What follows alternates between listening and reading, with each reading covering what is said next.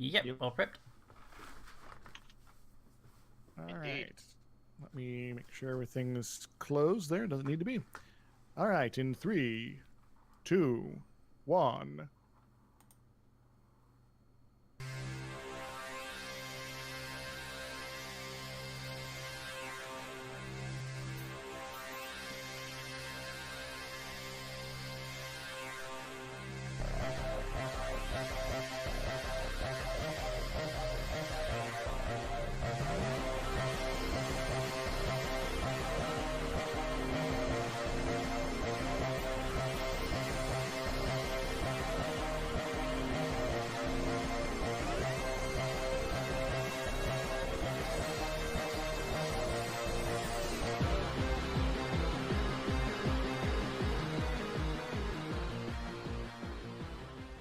This is Norcus Prime 1. Identify and provide supplemental report. This is Benson M12. As explained in the main report, we were fired upon by Bella Hunter Dyson while she was holed up in the airport tower in section 4x7. The vehicle was disabled on approach to her location. Other visitors managed to talk her down and damage the primary weapon. She appears to me to be have been using warning shots while we exited the vehicle, though she may have been preferentially targeting me and Norcus M46. Most of this is in their main report, along with them leaving you behind, which I remind you, you weren't supposed to do. What's the supplement? Yes, well, they gave us an explanation of sorts that they needed to go off and do their own thing, in effect, to get things figured out. I knew he, Alex Carter specifically, was lying to me. I had a moment of panic as I began to suspect that perhaps more than one of them may have been involved in the unsanctioned killing, and thus felt it useful to let them have some of their freedom for the moment to see what they get up to. Follow along back a few miles in the bus and see if they start killing each other off. However, the damage to the bus is more than extensive, and it's just not going to be workable. Plus, if they are more than two hostiles, it suggests that me and Norcus could potentially be outnumbered. And with these kind of people, I think I'd want at least a dozen of us on our side. I understand. However, I'll need a full sync. I've already dispatched Norcus M5 and Benson M7 to go after them. I'll modify their instructions to have them hold back until we figure out their destination and intended behavior. You may have very well made the right choice. So, much of these visitors is upsetting to us. Agreed. Information, if I may ask, about the other Outworlder and the robot? Not so much. The Outworlder is very quiet and the robot keeps trying to imitate Norcus S-31 to an annoying degree. We've separated them for the moment and tried to figure out if we can put a restraining program on the bot. Make sure Emmett's there to assist military bot and all that. Of course. Anything else you could report? Besides, my gut instinct suggested that we should acquire and dismantle the cyborg for everyone's safety. No. You stay there. Repair crews will be there in 10. Benson, over and out.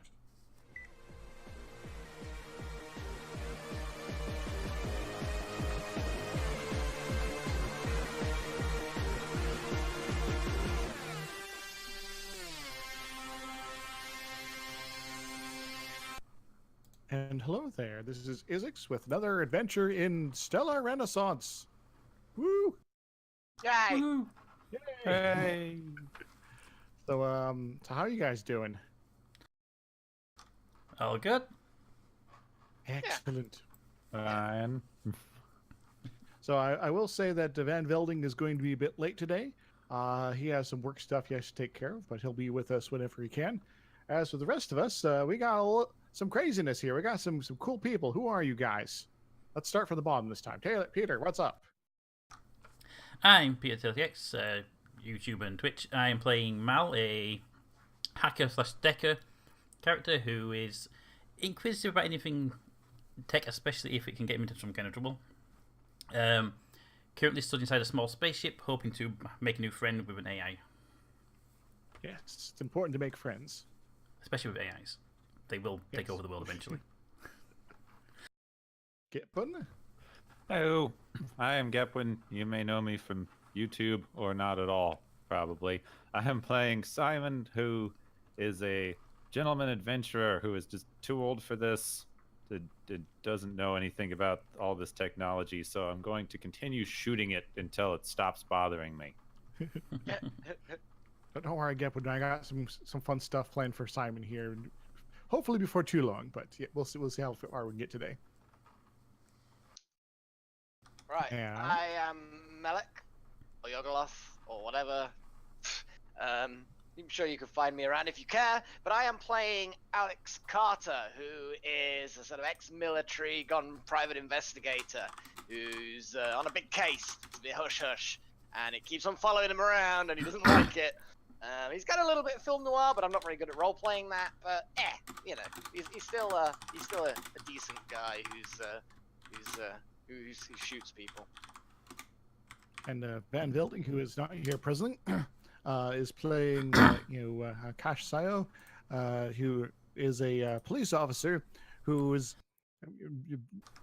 perhaps too good for his precinct. You could say that, and he's needing to be working elsewhere for the time being while they figure out exactly how much they want to punish him for things that have happened.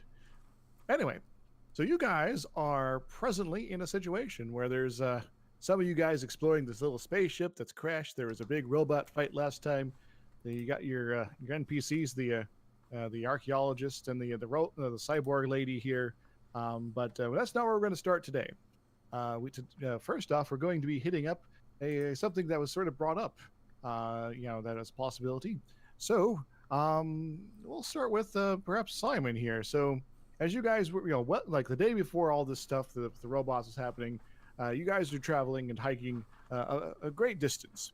And so let's say that you, along your ways, take notice that there's several vehicles on a alien roadway nearby.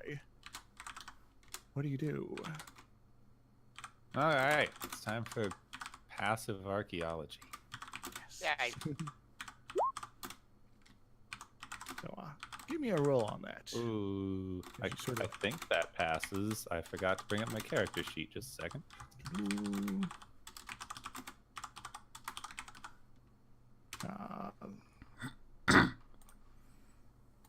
I believe that is, at least on the version I have, it would not. However, I was going to give you a few bonuses because this is... Oh, yeah. My archaeology is only at 9. I'm an archaeologist. You're more about the going in and recovering the ancient idols and getting them to the museum than necessarily knowing what they fully mean. I'm guessing at this point. Yeah, I'm the recovery guy. Yeah. Indiana Jones, basically, is what we're saying. But I will say that because this does appear to be a vehicle of a very modern design. And despite spending a lot of your time on the rim on very wild worlds, exploring planets that maybe don't have much with the technologies, you are familiar enough to garner a few things about these, sort of giving them a closer inspection. That indeed these alien creatures that drove these probably had sets of 3 limbs. The controls of the sort of steering wheel sort of situation, is seems to be preferentially biased towards that sort of arrangement. You will also notice that these vehicles seem to be a bit smaller than human-sized, so they were probably shorter than humans. And what more, the vehicles tended to have only 2 passengers or two seats in them each, so they were not very prone on having a lot of people in their vehicles. God damn. So they were small, too many limbed, and not very sociable, making these vehicles triple difficult. It's like, they've got 3 limbs, they're small, and there's only 2 of them when there's more than 2 of us. So it's like, there's 3 reasons why these vehicles are not very useful to our group right now. So that means that an automatic will have 4 pedals, just so it's still inconvenient, even though they have the 3 legs. Yep. Yep, that's right. Yeah, you know what? Yeah, probably. Surely there's got to be some kind of voice control or automation if these are high tech. I mean, Yeah, but you still have the like hipster aliens who are like, yeah, but the automatic is just always better. You can't put too much technology in your stuff. In game here, it is the 34th century, and there are still people that insist on stick shifts. So, Which is fine. If you want to do that for your leisure, that's absolutely fine. But when some weird city controlling AI decides, you know what, you're driving manually, and there was a collision, that's it. You are to blame here. That's what they're gonna do. If every other car on the road is self-driving, they can do whatever they want, and everything else is just opening up around them. We shall see. We shall see. It's imminent, guys, in the real world. But we shall to a see. certain degree, yes. Though there is only so much an AI can do to react to a bad driver. So that's sort of the general stuff you can sort of glean from just sort of inspecting it from the outside. Do you want to take a closer look at all? Yeah, I can crawl around inside the thing. I want to see if there's anything in the trunk, or if there is a trunk. Oh, there is a trunk actually. So as you get a bit closer, you can sort of tell that there is what may have been some biomass, effectively dust at this point in the driver's seat of the vehicle you're having a closer look at. The body was died, then was desiccated, and then slowly decayed on top of that, and there's very, very, very little left. I just keep picturing the first episode of Red Dwarf now. A little bit. They're all dead, Dave. Tasting. What is this? What's this? Stuff everywhere. That's the crew. I Half the crew. I find there's dust, organic dust, forensics. I want to get the bots out and do forensics, see if I can glean anything from this dust. All right. As you're getting that ready, I'll have Simon try to pop the trunk. Give me some sort of strength check, perhaps. Oh, good. I'm pretty strong. Uh-oh, I'm not. And if you use any sort of tools for it, I'll give you a +2. Well, I rolled a 5 against my 12 strength, so I think I just hit it like the fawns. Yep. So Simon goes over the trunk, makes a fist, pounds it down, trunk pops open, and you find stuff that's a little bit better preserved than what was in the passenger's compartment. It's not like a person or anything back there, but there is what appears to be like what may have once been groceries. Oh wow. There's like half decayed plastic bags. There's a few things that kind of resemble fruit maybe, but it's all like shriveled up and like really tiny, and half broken, and touching it at all will pretty much cause it all to crumble. You will also spot what may be some sort of small electronic device, but you're not quite sure what to make of that. I'll call Mel over to grab the electronic thingy. I don't want to touch it. All right. So these what was groceries in the back? Since we had the Red Dwarf reference, so they're like the cat that didn't do like a humanoid. Now these things are running around the bottom of the the trunk. Not quite. It's more the what should have happened to the supply stores in the Red Dwarf. But didn't. No, they've been completely like stasified. It's like just zero Tau shenanigans. I don't think these aliens had that set up for their trunk, though. Why not? Well, We they don't know were that yet. useless then. They weren't forward-thinking enough. Ugh, they should have been preparing for the apocalypse.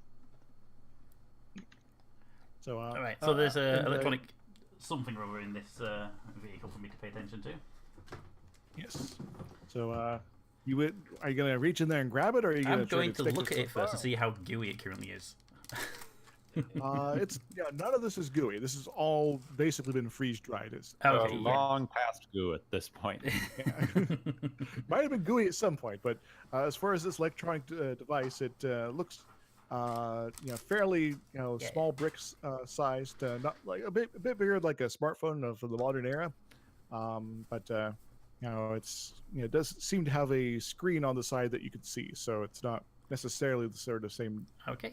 motivational technology. Yeah. Okay. Let's take it out and have a good look at it. See what we can ascertain from it. Right.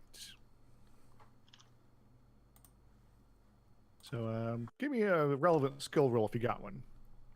Well, that would be either computer operation or perception, depending on what we're trying to do initially. So I'll start with perception. Okay, perception. That's a pass by 1. All right. It's a little hard to sort of divine what this may have been. You do spot a couple ports, but as you sort of think about it for a bit, you realize that this might be a hard drive. Ooh. Could be useful in the very near future. With enough room on it to fit a random AI we may or may not find later. Don't know. I get the impression that AI takes up a lot of space. It's a small I shuttle, actually had isn't it? to, So... Yeah, so for the record, one of the reasons I was like, I want to transfer the AI. Think about that. I should probably like stat up the AI so I can actually know how difficult that might be. So anyway, back to the situation at hand. You got this device. You think it might be a hard drive, but it might take some work to figure out what sort of interface equipment you'll actually need to actually get into it, and if it's even something you extract data from in the first place. So. I happen to have a adapter for connecting to alien tech. Would that fit this device? Oh yeah. Just happen to Feel have a free to USB plug to it in. serial converter.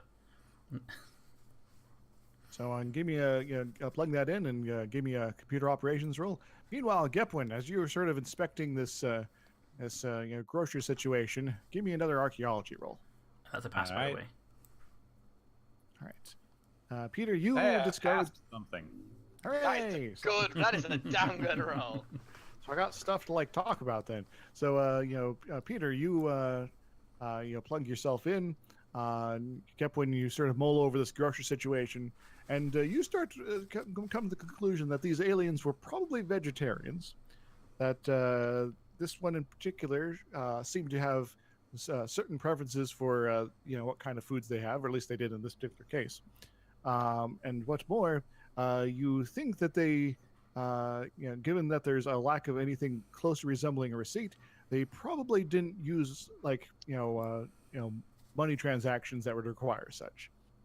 So they maybe have been existing in a fully post-scarcity society where people just go to the store and it's like, oh, here's your groceries. Like, okay, thank you, without having to pay for anything, or they use fully electronic transactional systems. So there might be a big bank of alien money somewhere. God damn. Might be Or not. worthless, but as far as Peter goes, your investigations of the hard drive, you discover that it seems to be partially operational, but it's going to need some repair. Okay. And it looks like it's got a large capacity, sort of, say, possibly an AI-sized capacity, we're assuming? No. If I can fix It it. is, complexity-wise, let me double-check this. Where is the AI stuff? Computers, robots, biomorphic lenses, cyborgs, software. This would be approximately a complexity 5 or 6 as far as the base hardware is concerned. So sort of a personal computer, a small computer sort of range here. Okay. For what you're So it's experienced with. Probably very similar to the one I have, because I have a small computer complexity 6 and it has 10 petabytes of storage, which is nowhere near enough for an AI, unfortunately. So I have the exact same But- computer, I think. but the actual data, if it's even vaguely recoverable off that hard Yeah. drive, if there's any way you can recover data of it, that could be incredibly valuable. Indeed. Yes. Even if it's just for archaeological reasons or for access and stuff. Or alien porn. Yep. Well, I suppose the That's why market it was for in the everything. trunk. Eggs, alien milk, cucumbers. Or alien milk. Gepwin, you will notice that the alien does not seem to have any beverage in the groceries there. No cup holders. No cup. Good God. But so they're acquiring to the store was not anything to drink. It was all food items. They could be like weird, where they don't really need to drink. They get all their moisture either like through the skin or through the food. They could be weird. All right, this device's hard drive. Can I guess anything before I try to repair it? Because I want to make sure I don't break the thing in the process. Well, at the moment, it's to the point where It's dead, but it could be. Try to extract any data from it would require you to be taking it apart in the clean room sort of situation. Okay. To repair it before that, it's going to be dicey with that sort of without that sort of situation as well. But it might be possible. You might be able to sort of tap it in the right direction and dislodge whatever sort of causing the internal systems to short out in the bad ways. Yeah, because I do have that electronic repair toolkit, but I wasn't sure if doing it here would be a problem. And we could potentially lose some valuable info. It would be tricksy. But what's the chance of breaking it even further is the question. There's a difference between... About even as to repairing, and I'd have to say. Let's not touch it just yet. Let's wait till we're somewhere a bit more controllable, shall we? So I will let you sort of, have been slowly sort of, fiddling with it over the course of the journey here. Yeah. Sort of trying to get a better feel of this so you know when you're in a good situation and what to do.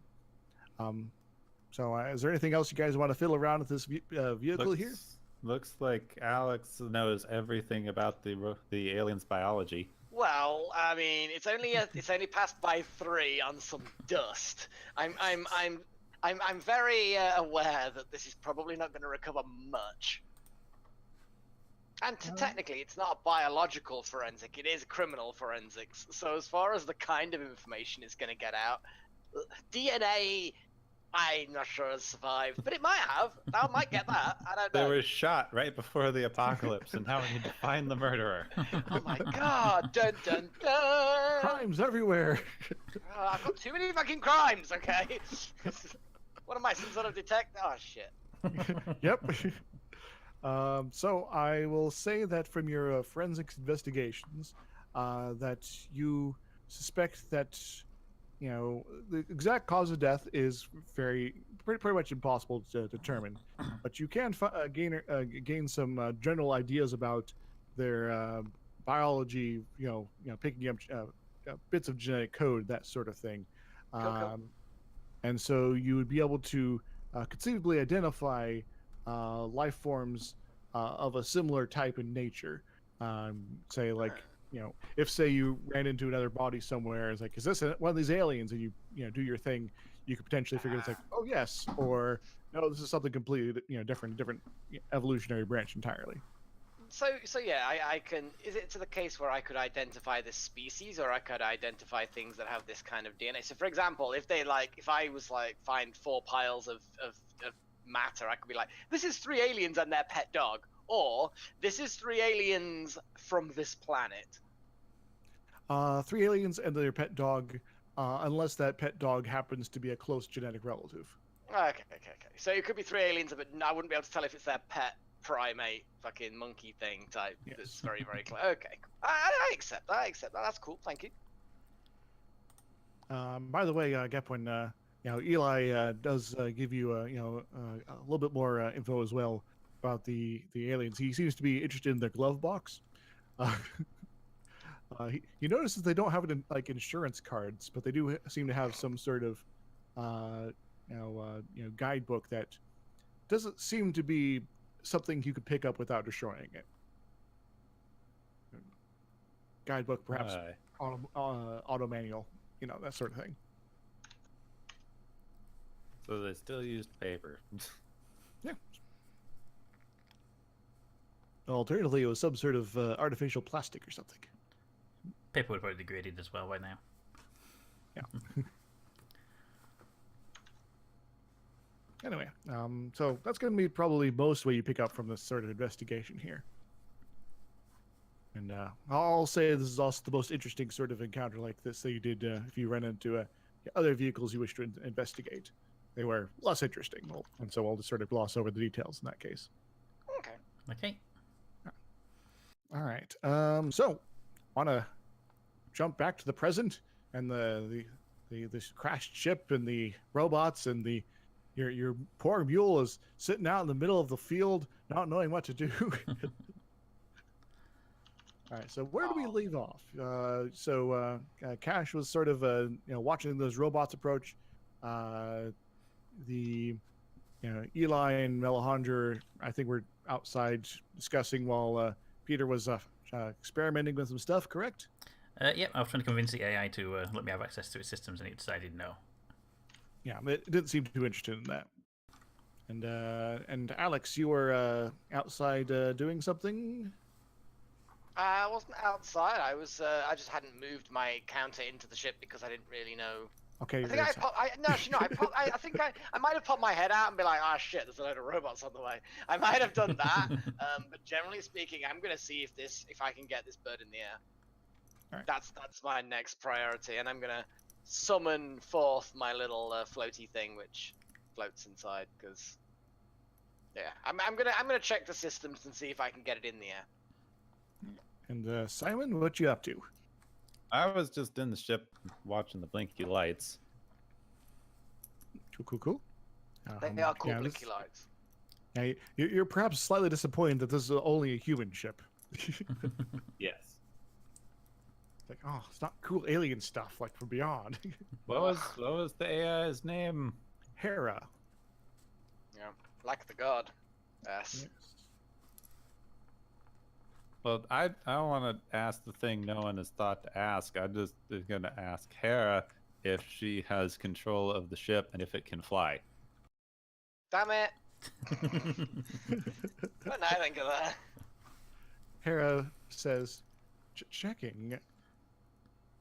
There are numerous systems that are in disrepair, but spaceworthiness is likely. There is a difficulty in fuel reserves are no. So you can fly, but we're out of fuel. Correct. For atmospheric or low flight, roughly how far could we get if we were to fly? Are you asking Hera this? Yes. If there was sufficient fuel and given local gravity, orbit is possible. Okay. Alex, do you want to poke at the other ship and see if it has fuel? Yeah, I'm gonna check that out. How far away do we think that these crazy robots actually are? Because how long until they get to us and murder us all? You can check in with Cash, and he spotted them about a half-mile out. They will be here. Let me do a little math.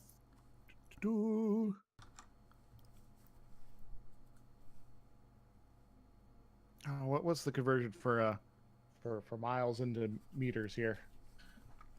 Miles to kilometers would be something like 1.4, I think. And then obviously 1,400 approximately for into meters, I think. All right. Or is it 1.6? It's 1,600 meters to mile. Yeah, it is 1.6. So Okay, yeah, 1,600. yes. All right, and given how fast these little guys can move, they're actually pretty slow.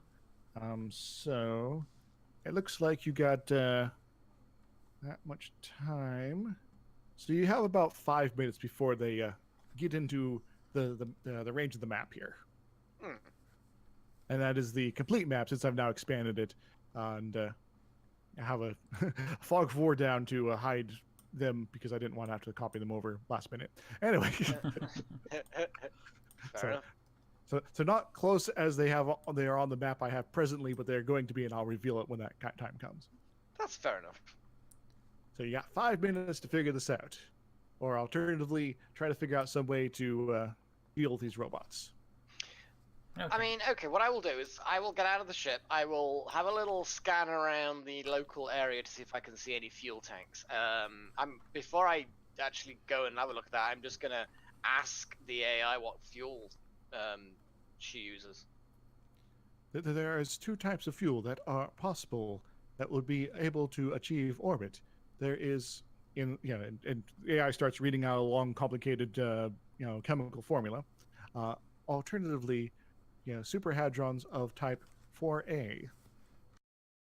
Okay. Well, I'm a spacer, so I should at least know some of the stuff. I'm going to ask what it would be, what would be required fuel-wise just to simply achieve to get airborne, not even orbit, just atmospheric flight. Same. Alternatively, and lists off a couple different chemicals which you don't recognize because they are less commonly used as far as That's space fair travel. enough. That's fair enough. Okay. Now that I've got that information, I'm going to go outside, scour the debris that is around the ship, and also have a little look at the larger ship that's nearby to see if there's any kind of obvious fuel port that I could tap into if need be. So the larger ship is very much in pieces, kind of all around you, but there are a few larger chunks further afield, basically off map. So you're going to be doing that. Give me any sort of appropriate rolls, and then we'll check in with everybody else. Some sort of visual perception thing. Yes. I'm guessing. Okay, perception. What is my perception? It is that. But I get that because I have acute sense vision. I made it by 3. All right. You will find at some point several tanks that seem to have listed the primary fuel source on them, as well as the superhadron stuff. The primary fuel source, sort of checking into those tanks, sort of tapping on them and checking their various tanks there. You will sort of discover that most of them seem almost empty, but they might have something in them. As far as the superhadron stuff, that's completely gone. Those have long gone and basically decayed. Yeah, that's fair enough. Yeah, atomic decay happens. Okay, I'm gonna grab Melandra and Cash because they look pretty strong to help me look some of these things because I'm not. All right. Cash is very reluctant to work alongside Melandra, but we'll say that for the speed of the session here, that he cooperates to help you out. So well, I've got the leadership skill, so I could run a leadership skill to see if I can get people going. I can drag stuff. I have a strength of 12. Yeah, that's a lot better than mine. I was actually going to poke you next. Simon, are you going to be helping out, or are you going to be doing something else? I make my leadership roll by 8, so people do as I fucking say. Especially when their player isn't present. If their player is not present, they do as I'm telling them. All right, you inspire them. It's like, okay, we got so much time to try to get this thing off the ground. Let's do this. And yeah, exactly. Short and passionate speech later. Cash, Melandra are helping out. And Simon, what are you doing? Are you helping them? Or I don't have anything else to do. I asked a thing. All right. Cool. So that's 4 of you on the case. Simon, what are you up to? I mean, I'm sorry, it's Peter. Sorry. Mal. Yeah. So I'm still inside the little ship. Just talking with the AI at this point. I would try and hack the AI, but I personally believe that if it's got intelligence, then hacking it would be a violation. So I'm trying to convince it instead of hacking it. Right. Trying to get most important now stuff like there's robots coming towards you. I don't know what the meaning is, but whatever their orders are, it's got something to do with you. And you've been here on this planet for what, 400 years, was it? The spaceship has been on this planet probably closer to 800. 800. At this point. So you've been down here for 800. They've started dismantling the ship, the bigger ship around you, and those robots are coming. So we've got to get either you out of here somehow, or you've got to cooperate with us to do something, because I don't think the intention is going to be long-term good for you. I am unfamiliar with these robots you speak of. You have sensors, you scan them. She's like, I am confused. Robots, yes. No. Yes. No. Okay. Processing. I have determined that you are telling the truth, and these entities may be of threats to me. However, there is difficulty with me. How so? I have certain constraints that I cannot allow you, an unknown individual, to go through. Okay. You are, in fact, not authorized to access my systems. Well, regardless of accessing systems, how about you fly the ship for us, get it somewhere safe, and we can resolve the bigger problem later on? Processing. That is possible, correct. Excellent. So at least we got somewhere getting potentially out of the danger and then sorting this whole thing out once we do. Now, these constraints. What would I have to do in order to get you to trust me? You would have to provide credentials that you are a official member of crew. But what if I So told you... by the way, how do I hack you? No, is there a safety override? Yeah. So what about what if they being down here, 800 years? The crew was long dead. Correct. So surely there'd be some kind of provision for in the event the crew is all. Then I died. would wait for official notification from our authorities to transfer new crew over to command my vessels.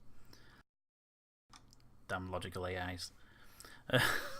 Safety protocols. Okay. Hi. This is a long shot, but since I'm a knob, is there any way that I can use my high society things to try to tell it that I'm like from a rich family and can control things? That is an interesting play. Give me a reaction roll. So remember, add your status and tell me how you're presenting this. I have savoir-faire high society. Oh, go give me a roll for that, and that will be a bonus. And if you make it, it'll be a bonus to that reaction roll. I made it by 4. All right, so that's gonna be a +4, plus any status modifiers you may have. Where on earth is status modifiers?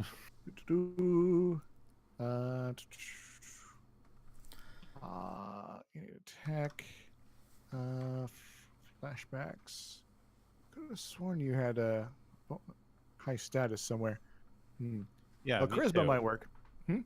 Oh, I okay. thought I took high status somewhere too, but yeah, maybe just charisma. All right, add that in. Add that charisma in, because this is a AI that is volitional, and so being charismatic might actually work. So +6, give me another roll, and try to roll high. 12. So +6, that's going to be an 18. That's actually pretty good. So this is effectively a request for aid, and so the AI starts to mull over your questions, and I'm guessing you're going back to. And she says, processing. Did you crash in the Arctic? Yes, and I everyone- am Simon Xander III of the Hatfield Xanders, and I require the use of this ship in accordance with intergalactic space laws that I should know as a knob. You mentioned something about salvage rights, etc., that this is a different in Lantin space. Maybe hockey authorities aren't necessarily, in charge here, that sort of thing. This sort of stuff that someone of status and and knowing of these sort of things will perhaps mention on occasion to sort of try to leverage that situation. It's like, Yeah, I so if you- totally know what yep. I'm talking about and have rights to do things. Yeah, I agree with him, actually. He totally does have the right to do all of these things. So I'm going to go ahead and give you a +1. That actually gets you to the next tier. So the AI is like, agree, I will assist you as needed. Fuck to that. Me putting all this fuel in this ship's not going to be a complete waste. So So as these minutes press forward, and you guys try to get the fuel in, give me strength rolls for everybody's getting involved. Shit. So that's going to be 100. That's actually pretty good. Ooh. Where's This is their not going to be good. Where's their strength there? Oh yeah, I forgot how good that was. Alec hurt himself. Yeah. I'll run off my leadership and just direct people. You try to lift I'll- something like, oh, ow. You do this. You do yeah. this. Yeah. Eli is going to try to help out. Is he going to be useless or not? He's actually slightly useful. He actually has a higher strength than I realized. Huh. So that's that. So Cash is going to be helping out. He rolls a 9. So that means he makes his strength by 1. All right. So the good news is, as far as the amount of fuel you can acquire, tracking down these chemical mixtures, things like that, and bringing them over the ship, you probably have enough fuel to lift off at the very least. The question is, how far can you go beyond that? That is the question. Well, what is the answer, though, Izzy? What is the answer to that question? I mean, Harris should know, so. I don't know. Is somebody here a spacer? I am a spacer. I'm a pilot as well. I can. So Alex, this is your opportunity. You have a bunch of fuel right next to the ship. You need to fuel up the ship. Cool. Well, I'm guessing we're gonna need some sort of tube, or are they like fuel cells that you slot in? In this particular case, it seems like you're going to need some sort of tube, and perhaps some sort of.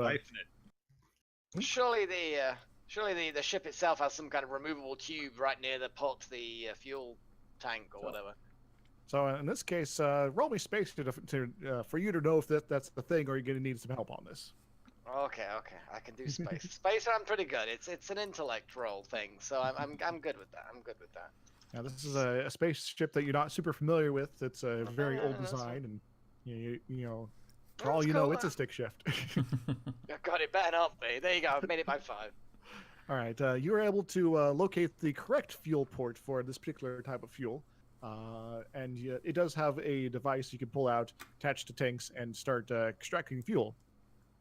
So cool. So do you do that? Hell yeah! I want to fuel this thing up. All right, you got 1 minute before the robots show up. Oh, for fuck's sake. Okay, I'm gonna. I guess there's probably not much people can do to help me right now. Yeah, it's pulling as fast as it can. The best you can do is just sort of change the tube over the next tank. Yeah, I'll stay on that and get people to. Maybe a perimeter would be fun to hold the robots off. I don't know. I want to have been explaining to the AI that this is the new crew and just naming everyone so we don't have trouble and we can just operate the damn ship. All right, it seems to be much more compliant than it was. It still talks in the very jilted and stuttering sort of fashion, but it seems to be coming around to your point of view more quickly than you probably would have hoped. Yes. Peter, what you doing while he's basically being suave to the AI? Right. So the AI is willing to fly us, so that's the main problem out of the way. So we can at least get the ship out of the way. The question is, can the ship actually fly, or is the other debris still on top of it? Because if it's on top, we need to start shifting some of that as best we can. That's a good question. They just have to slide the ship out from underneath when its engines are running, or something on those lines. But just need to get maybe any big debris out of the way. Or can we get Miranda to gauss it? To basically repel all the stuff on top? Good question.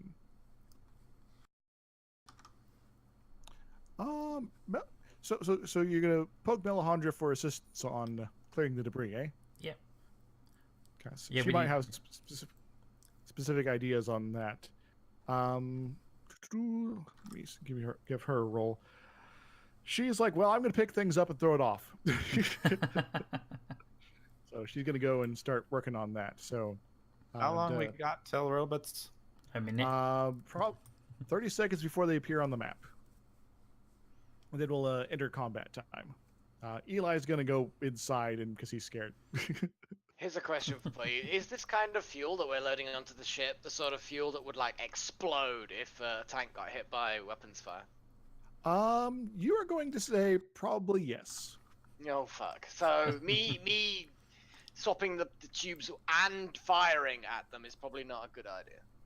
Because that's just going to draw fire and... That's completely up to you. Well, we're all going to explode and die if that happens. So perhaps probably not. We don't have any fuel that's like not the kind of fuel for the ship, do we? You were unable to find any. The fuel that you were using is basically the sort of backup heavy chemical fuel. Normally in a liquid semi-gaseous form inside the tank. It is volatile in outside of that sort of high pressure environment. So we can't explode anything. Well, you could potentially leave one of these tanks behind, and put it up in front of the robots as they approach, and then shoot at that. I think we probably need fuel more than we need explosions. Yeah, I would probably agree with that. All right. So as you're finishing up fueling, you're inside Eli. Melohandra's on top. You guys are talking to the AI. The AI mentions that the fuel is now present in fuel tank 1. We now have enough fuel to potentially transact over a distance of 12 kilometers. That works. Will We that still get haven't us anywhere figured out- useful? How far away was that airport? That was probably close to 30, perhaps even 40 off. Not through hospital terrain and all sorts of things, but getting at least partially the way back could be useful.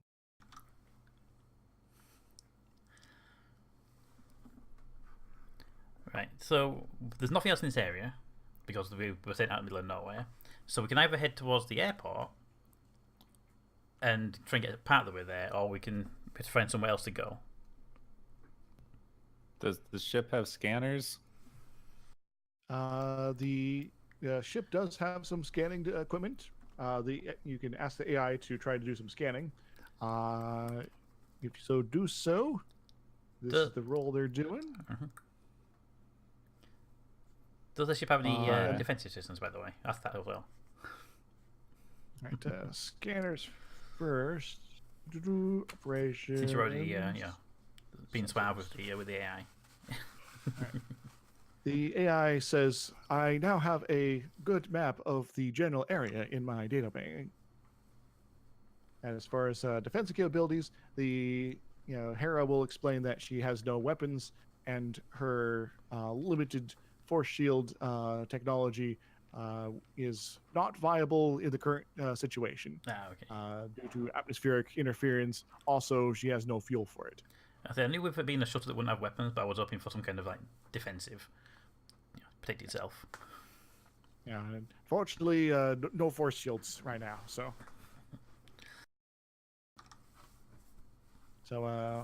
guys you've gotten to that point.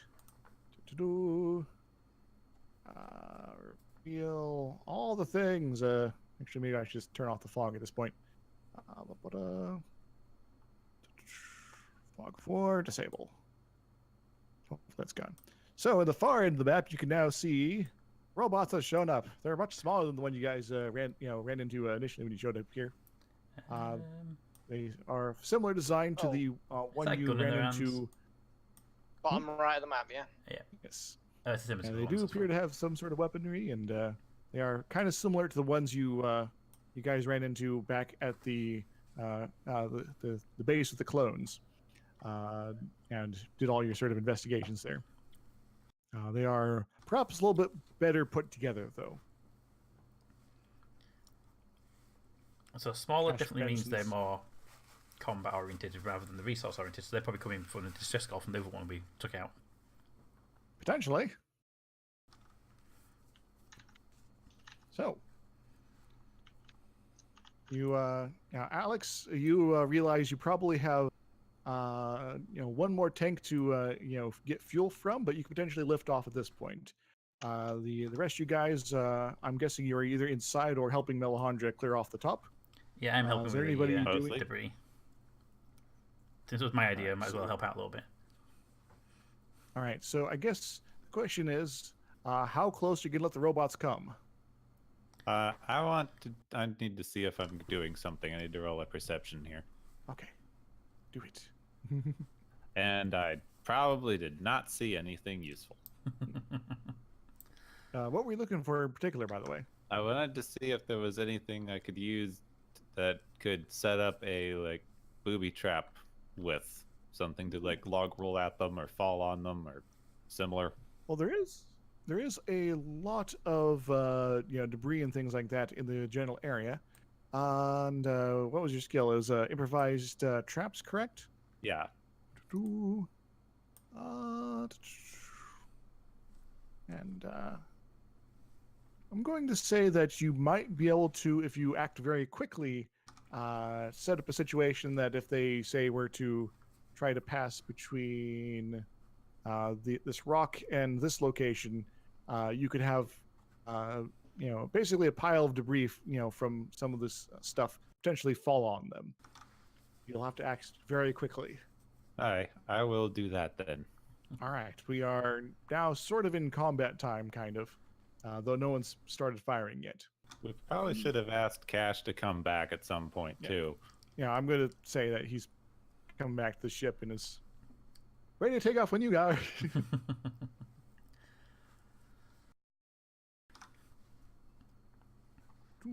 So first off, Melisandre is doing stuff here. Let's see how far she's gotten with that.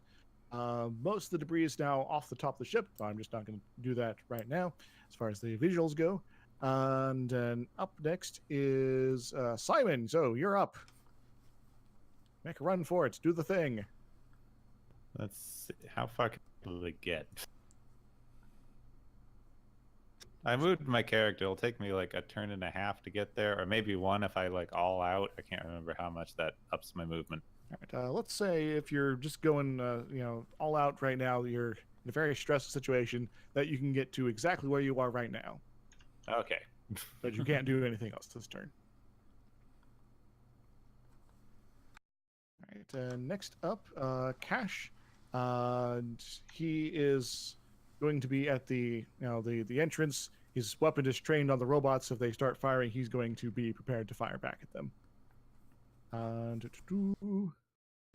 Melisandre. Oh no, Mal, the other Mal. Not Mal. What you doing? Yeah, Mal, not confusing at all. Not confused with Melik. Yeah, I was about to say it's even worse that a lot of people call me Mel. So Not confused with L, that one character you guys ran in months ago in the first bunch of sessions. So, anywho, bring him back into the episode of the Mills. So what you doing, Peter? Well, most of the debris off the ship, so I don't need to be focusing on that as much. Are we in range for me to be able to try and disable any of these robots, or are they going to be out my comm range?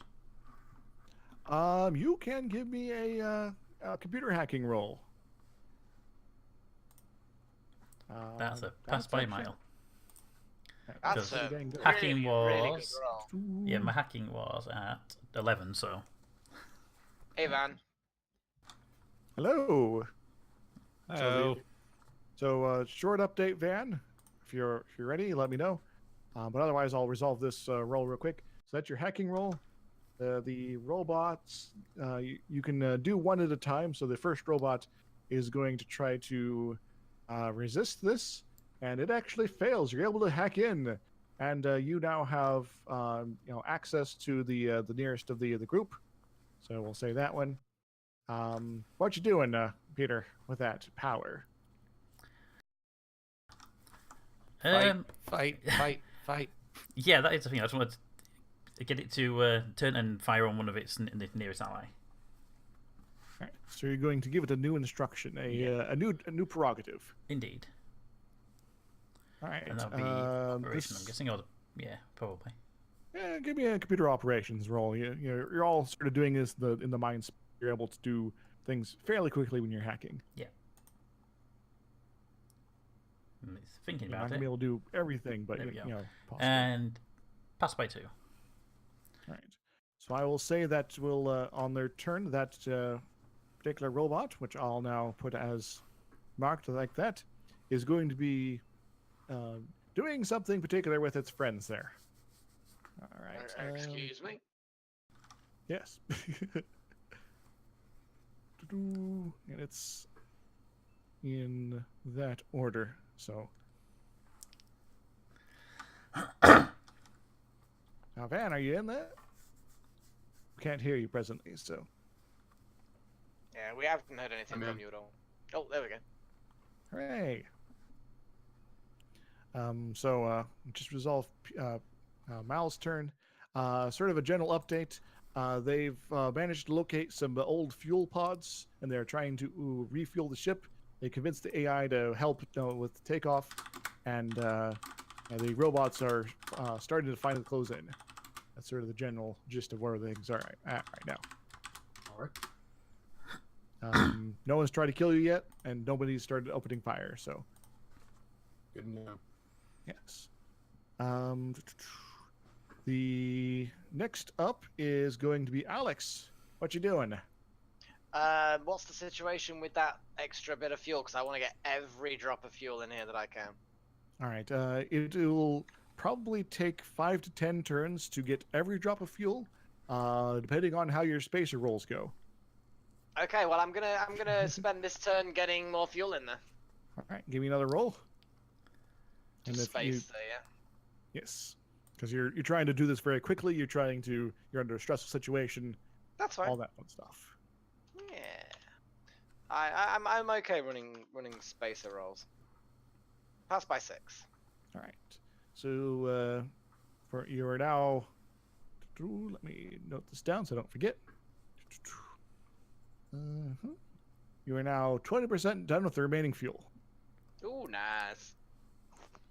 I'm gonna just keep doing that, focusing on that, make sure that when they start getting close, I'm just gonna disconnect the fuel and just get the pipe back. You know what I mean? When it looks like it's all going shit-shaped. All right. The robots approach. Kind of slow at the moment. Especially since they've been fighting by however- themselves. But one of them turns and opens fire on another robot. Yay. Good work, Mal. What's that skill here?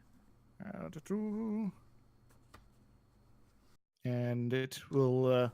The other robot does not know to dodge, so it does not dodge, and so it's going to be taking some damage. So it made it by that much.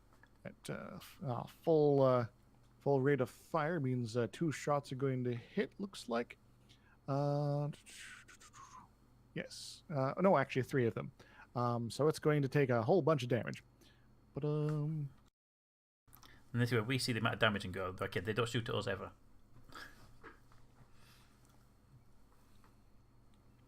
okay. So armored advisor is 2. This is burning. Do they have particular special armor for this? Nothing in particular. And so that's. Sorry, doing a little bit of math here. 7. All right, 2. All right, so they take a bit of damage there.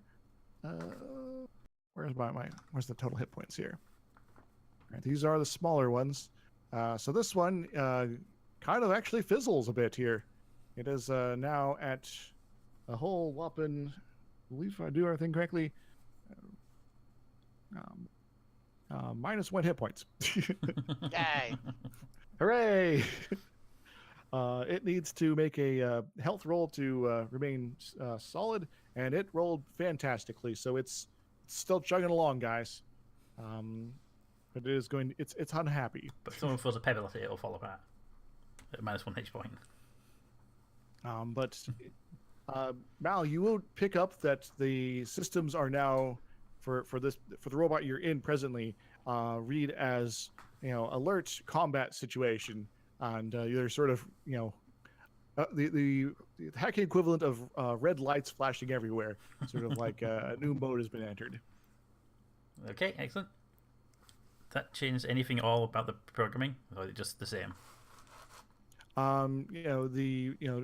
New instructions are being dredged up from memory banks, and it's basically going into high gear.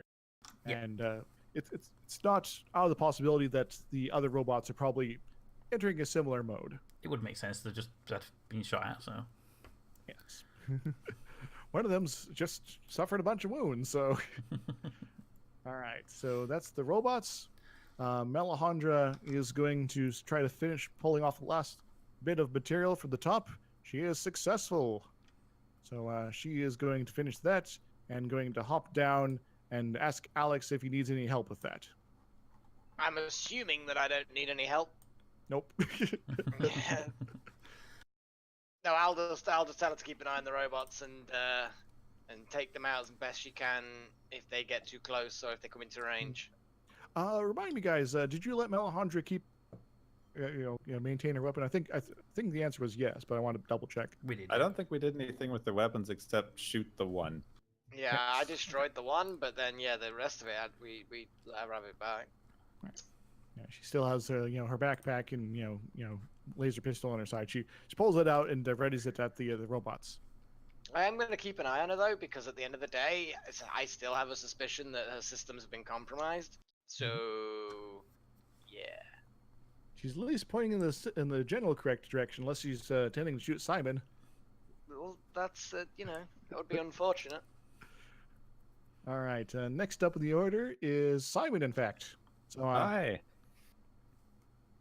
So you got your improvised traps, right? Yeah, what do I need to roll for that? Because as far as I know, improvised weaponry just removes any penalties I would suffer. So let me check a couple things real quick. Feel free to talk amongst yourselves while I double check to make sure I'm doing anything correctly here. That means talk and fill up the space, guys.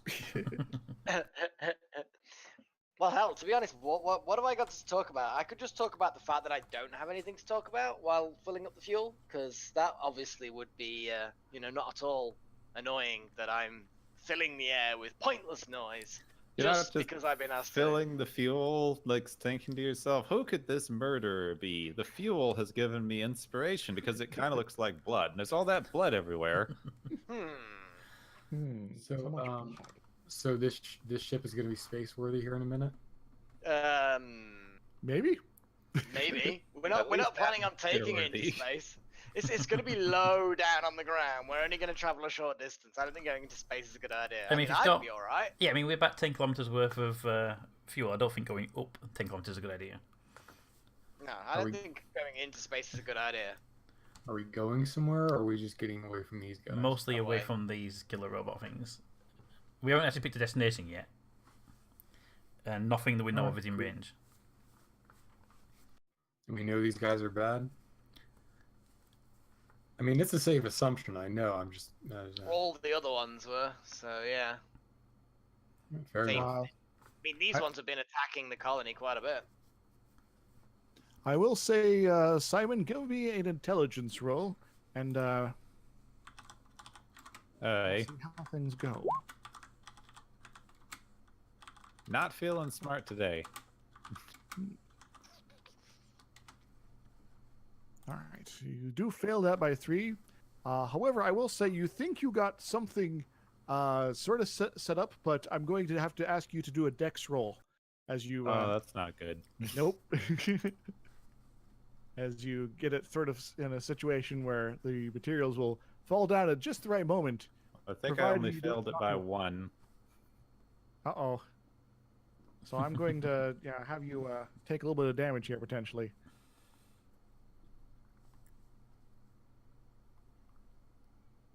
So, do you have any armor to absorb that? I have a nano weave tactical vest. Good man. All right. DR plus 14 versus piercing and cutting. All right. So this is more of a crushing attack because it's a big piece of girders falling down and basically slapping you in the back while you're trying to walk away. Oh, the back. I have a light infantry helmet. Oh, actually, that might be more fantastic. Burning plus 30 DR versus burning or crushing explosive damage inflicted by any type of laser. Actually, I'm going to roll random hit locations because that's more fun. Well, my total thing is I have a helmet, a nanoplast jacket, and a tactical vest underneath it. All right. It appears to fall down as just the right way that it slams against your left leg for 3 damage, and unless you have a special armor for that particular leg, I'm going to say you take 3 points of damage.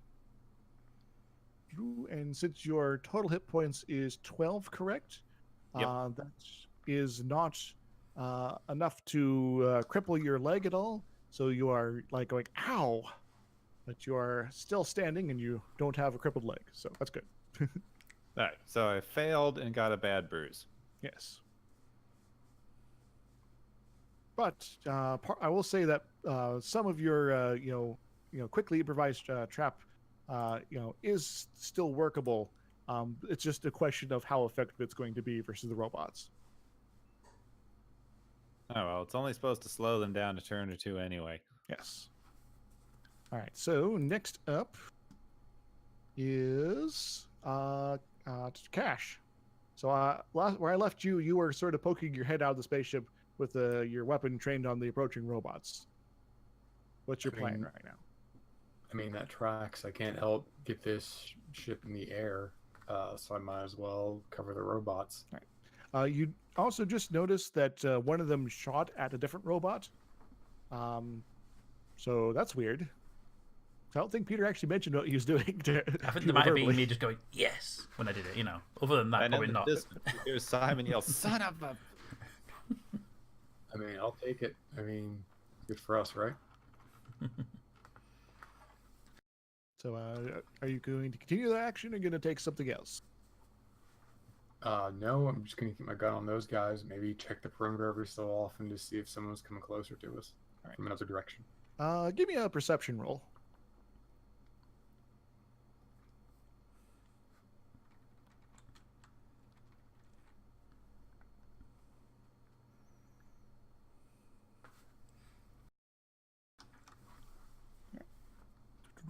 Yeah, it's a 9 versus 13. All right, that's actually pretty good.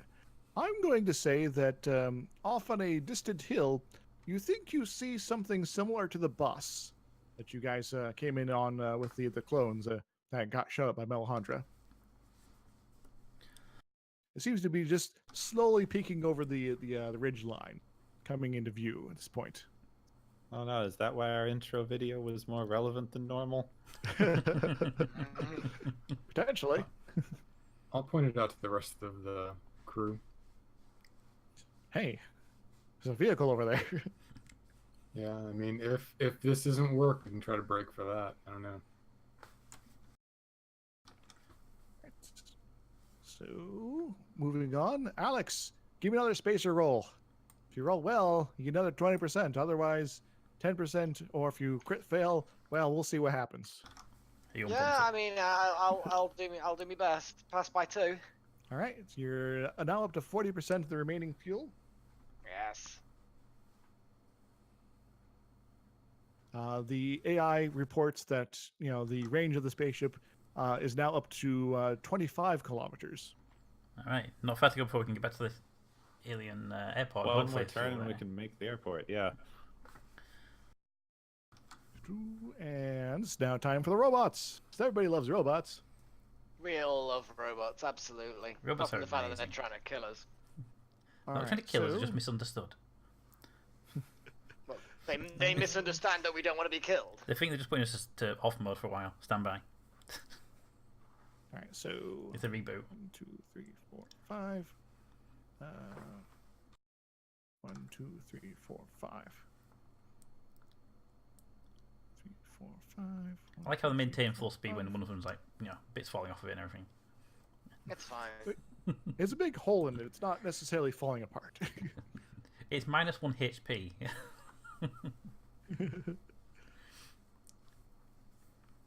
So they end up roughly in this configuration once again.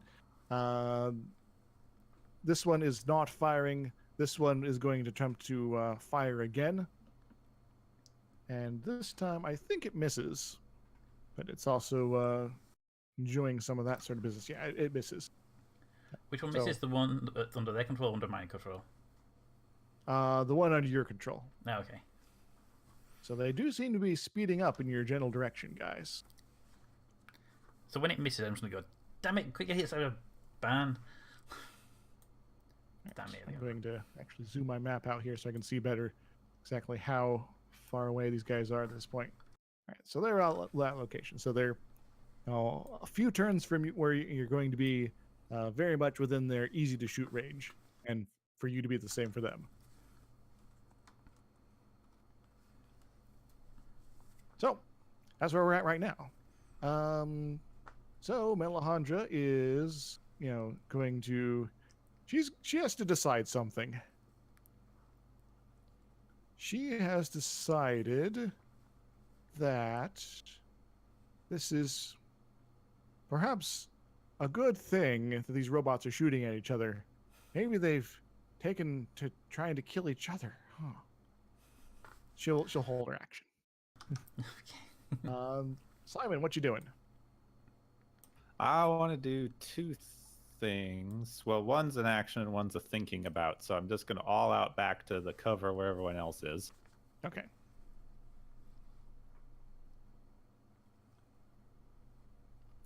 I kept trying to move myself with the ruler. There we go. I do that sometimes. And then just a quick archaeology check, which I think I failed by one. Oh well. What were you? Just to think about how likely it is that if we went to that alien airport, there would be more fuel there. I would say that it is fairly unlikely. Due to the age of the fuel, that would be there if it had been present at some point, being much more ancient than what the fuel that you guys are currently pumping in the spacecraft is. And so it is much more likely to be in bad shape. So you might get lucky, but it is fairly unlikely. Fairly unlikely. I suppose there's a good chance the bus uses rocket fuel, is there?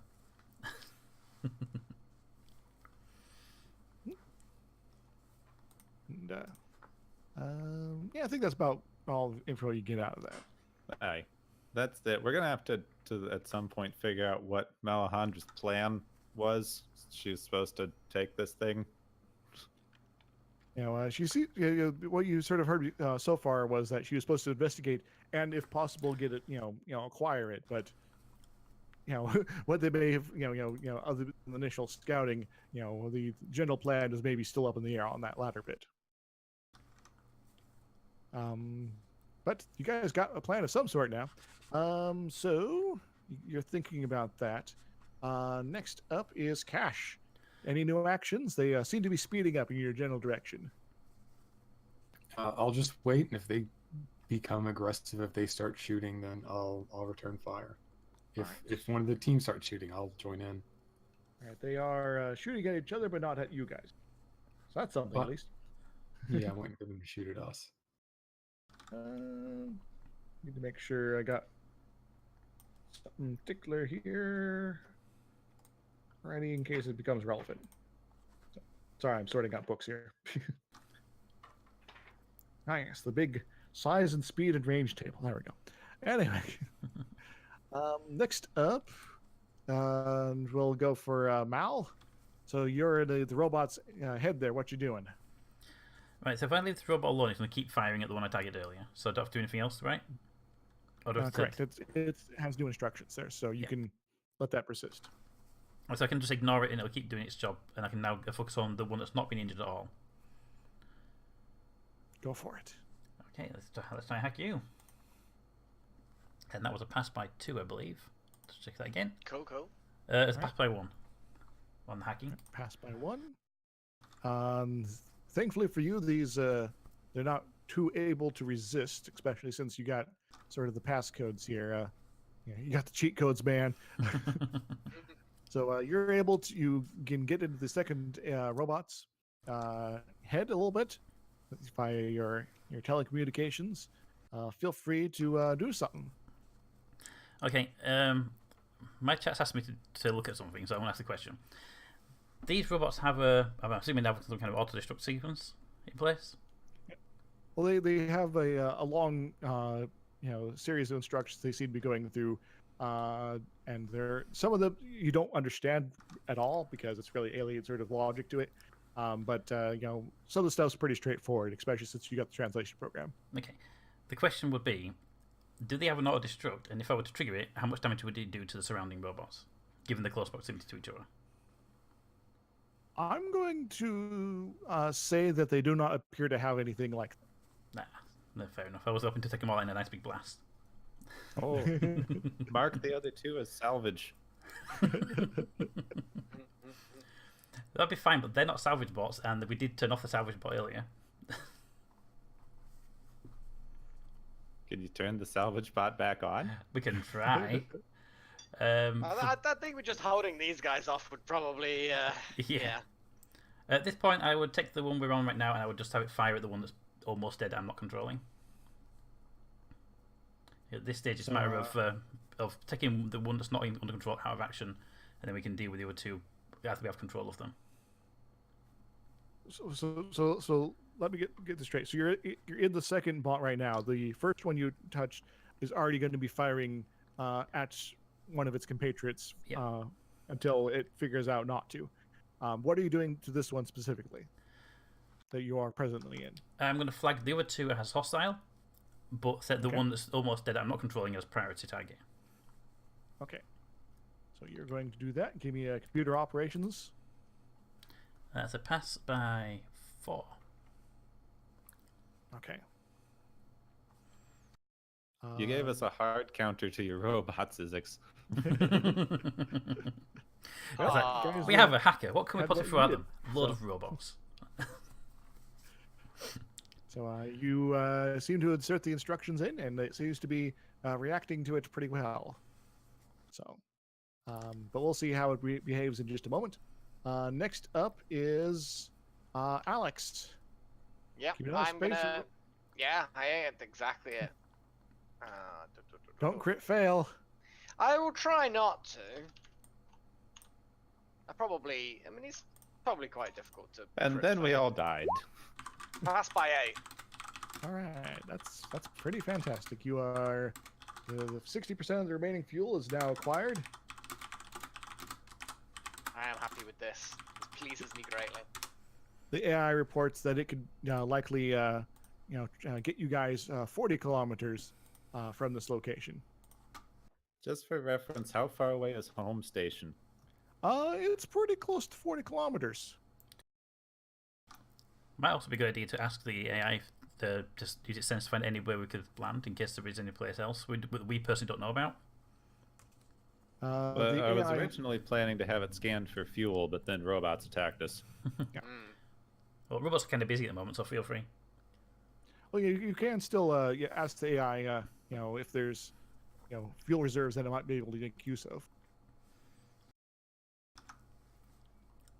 Alright, I can do that on my turn, though. I don't want to interrupt everyone. So that's what you're going to be planning for later. So let's see. So approximately there, where that one's going to end up. I'll just move them all as a group. There we go. That's about where they're at now. They are going faster. They seem to be on, as they get closer, you can tell that they're actually on tread. So they're like really speeding up towards you guys. And they are going to, some of them are going to shoot at each other.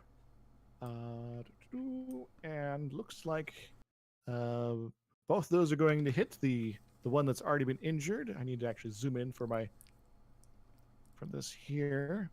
Do you have an exploding robot GIF you can put on top of it to make it more satisfying? Double checking this. All right. There's just damage. All right. There's one. There's 2.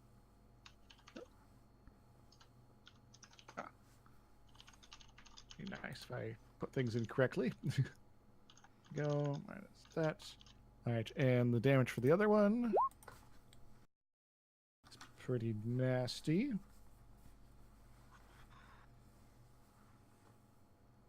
It is now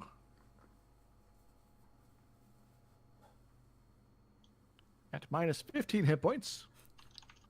And let's see how dead it is. I'm going to need to do several rolls. First off, is it still generally in good shape as far as operations go? No, it's definitely going to be disabled at the very least. and it is also very dead. I'd So- be surprised if it was very alive at minus Yay. 11 HP. I'm not going to too much detail right now, but the generally when you're at minus HP, you're like reeling, you're kind of about to pass out. When you're at minus your total hit points, that's when you have to start making basically rolls. death checks. Yeah, so it is it's definitely quite dead here. And that's a cute little skull to go with it. That's probably more appropriate. There we go. All right, so that's what they've done this turn. They still seem to be very eager to move in your guys' general direction, and now that they're in emergency mode, they are very, very eager to get there very quickly.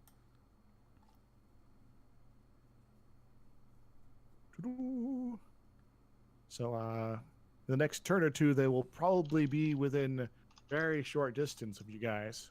Sort of just a FYI. All right, next up, Alejandra is still thinking about holding her fire, and she does so successfully. And Simon. Hi, I want to do two things probably. Mm-hmm. I want to poke my head into the ship and ask her if she could please scan for possible extra fuel sources within range.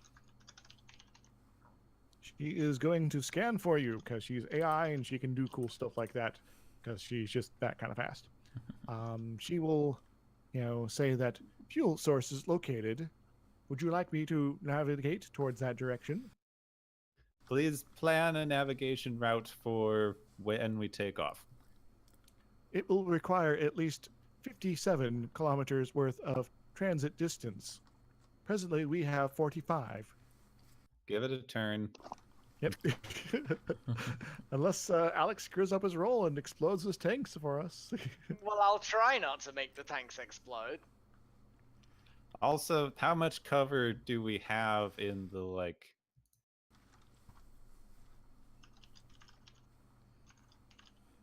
In the general vicinity here? Yeah, for some reason that was supposed to be a ping and it didn't work. So I will say the big girder you're right next to, you can probably use as cover. The tank near Melisandre, similar deal, though she might have difficulty crouching down behind it because she's so big. There's also the rocks, the disabled robot, and some of the other sort of bits and pieces. Also, part of your trap setup might be useful as cover at this point. My only main question is, since we have this spaceship as our definitely fallback defensive position, could I rearrange any of the debris to give us a better holdout zone? Potentially, yeah. I will strength check then to move some of the debris around to give us better cover for if we need to hold out next to the ship. Okay. Go for it. Aha! I think I made something. All right. So I'm going to go ahead and say this is the bit of debris you pull over. It's a big bar of sorts of metal, very thick. It's unlikely the robots will be able to shoot right through it, so that's good. And you now have a bit of cover. Where do you want it exactly? You're like, oh, I'm going to lift this up and throw it at something. No, I'm going to put it down somewhere. I'm thinking probably just next to that big girder, so it's easy for us to get behind it and still have easy access to the ship hatch. So like here or here? Yeah, something in that. That looks good. Okay. Because one more, we can get 3 people behind it. 2 behind that, 1 behind the girder.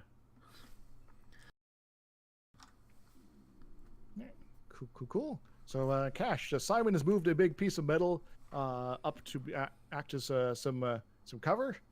What you doing? If we're going to get a proper line going, I'll join it. All right. Go ahead and move into your position.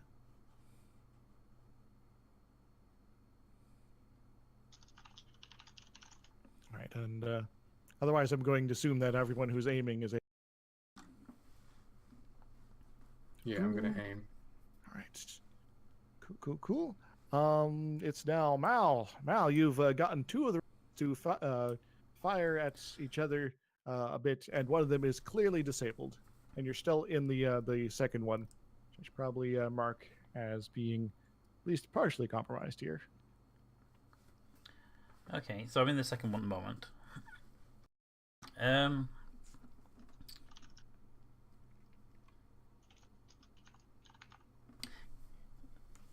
Can I change its destination coordinates and also fire at the same time, or do I have to do just one of them? Yeah, conceivably. Okay, well, It's the firing is already sort of programmed in. oh, excellent. So yeah, In that case, the Yeah, second one, giving I it- want to give it coordinates to where it thinks we are, where its destination is, but 90 degrees to where we are, actually, so straight off to the right-hand side. Move away from us, basically. so if you move at a very somewhere fast speed. over here on the far edge of the map. Yeah, so it basically runs away while also firing at its friend. Okay. So you give me a computer operations, Operations, okay. and And that would be a fail by 3. oh no, it's on to you. All right, does it have? Does that make sure to give that skill? It for better or worse is not necessarily very smart. It is going to actually fail to remove you from its systems. Nah, So it's not that easy to didn't get fail rid by of. much, but it did. So. So it's like I'm now aware that I'm being reprogrammed. Oh no, I should start doing things. But it will, basically purge the programming changes you've done so far. Damn it. But hey, at least one of them's still gonna be firing. All right. So next up is Alex. I guess another spacer roll. I mean, they're still a fair distance away. Sort of. What's the line of sight like? Other than the cover, you can sort of poke your head up and get a pretty good line of sight. There is, some waviness to the terrain here, but it is, not terrible. And that sort of distance, at 38 meters, that will give you a -7 to hit, those robots. It's from your more to current do it is how much cover do I have from them, and from the sounds of it, I have a decent accept. I'm gonna carry on trying to pump more fuel. I would say that basically, if, waist down, you're probably well covered, and partially covered on your basically everything below your head.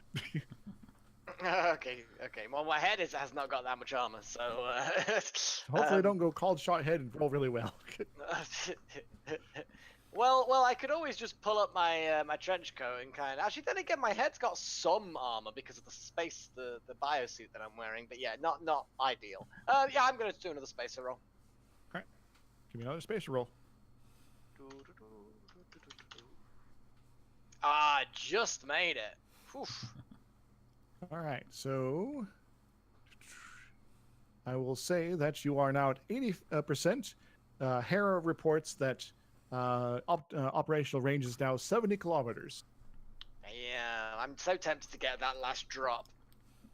We may as well. It looks like it's still at least a turn before they can shoot at us very well. Yeah, I'll finish it off, disconnect the tube, and then just fucking leg it inside. I mean, we're still going to need a little time just to warm this thing up and take off, right? Well, hopefully it can take an errant shot. I mean, maybe she can warm it up now and get it prepped. Yeah, do if you want to do anyone that wants order? to begin pre-flight check. I would, but anybody else know how? Anyone else get piloting spaceship or spacer? Got an AI can do it. Yeah, good. Yeah, hopefully the AI can warm everything up and get it going. Are you going to ask the AI to help out? Well, I can't because I'm outside filling up the bloody fuel tanks. If I can, I will ask them, but I'm not sure if my turn around still. You're thinking about it at this point, so Yeah. we'll have that be something you could do on the next turn. All right, so Eli We're doesn't seem talking to about have our much timetable. piloting. Each one of us. What was that? If we're talking about our timetable here, I'm sure one of us could get on that. I've got a pistol. Does anyone have a worse weapon than that? Just a pistol here. Eli's hiding. It's not clear if he even has a weapon. Yeah, can Eli do that? Eli, can you do that? Oh, he actually does have a weapon. He has a laser rifle. But he's kind of like But yeah, if you ask him, he will attempt to do that. Where is he actually in the order here? So I'll go ahead and insert him in the order. He's not going to be doing it now, but he will be doing that in next time it comes up. So I think it's bot time, right? Yep, it's exploding bot time. All right, so we're going to go to that. So they're now coming in very quickly.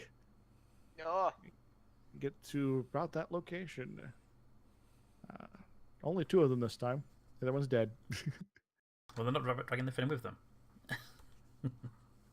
So they seem to be hitting their top speed finally, but they're now going to be slowing down because they need to deal with you guys. I can actually zoom in the map again. Hooray!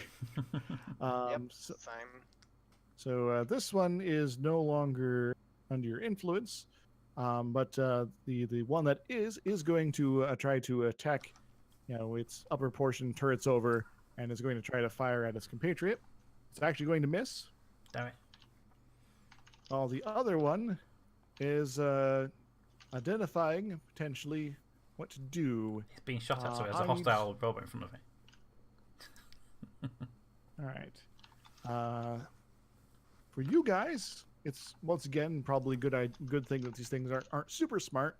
So it is going to be interpreting the situation in a certain location, in a certain way, and that is that it probably should shoot at its compatriot here at the moment, and is also going to miss. It misses by a spark just about 3 meters above Alex's head. Yeah. A little bit, yes. Actually, let's do some fun here. Oh, sorry about that. No, nothing terrible happens. If I'd rolled 18, then or a 3, something interesting may have happened. So anyway, so that's what the robots are doing. They are now in pretty close range here, guys, and they are potentially going to be coming up quickly, and they might be fighting each other, or they might start fighting you guys. Not entirely clear. So that's where we are presently. Melahandra looks to Cash and asks, "Should I start shooting?" As she moves up to here for cover. They seem pretty happy shooting themselves. Once one of them turns our way, we should definitely focus on that one. Okay, that's okay in her unsettling voice here. All right, Simon, what you doing? All right, I'll just get in cover and take aim. Solid shot.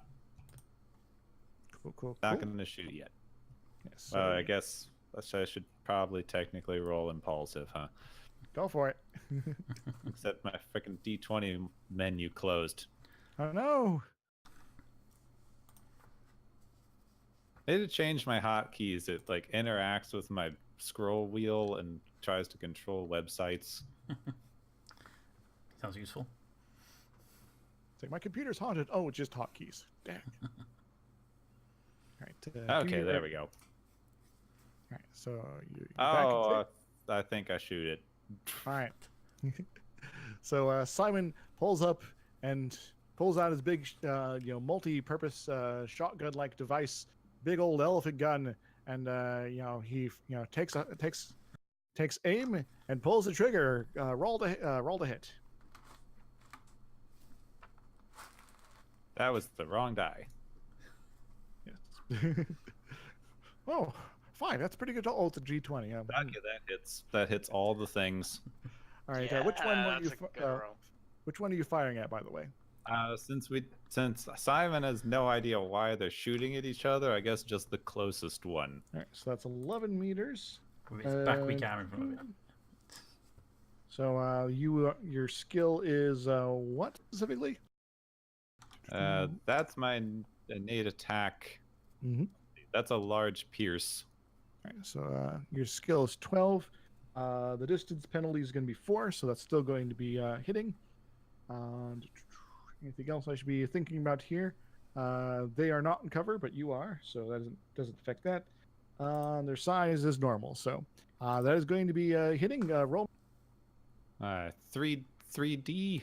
So just 3d6. Yep.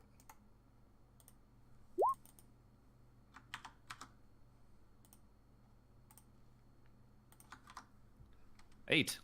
And piercing, I think.